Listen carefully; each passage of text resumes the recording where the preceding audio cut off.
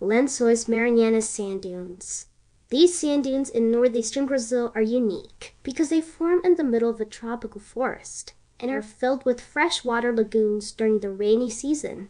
The sand dunes cover an area of over 580 square miles and are one of the main attractions of Lençóis Maranhenses National Park.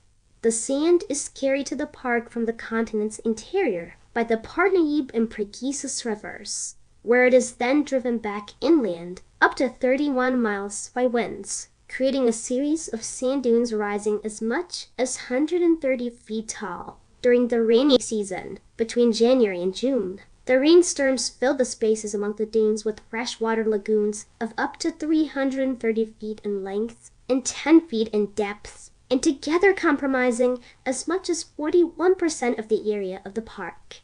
Lençóis Maranhenses National Park receives as many as 60,000 visitors a year.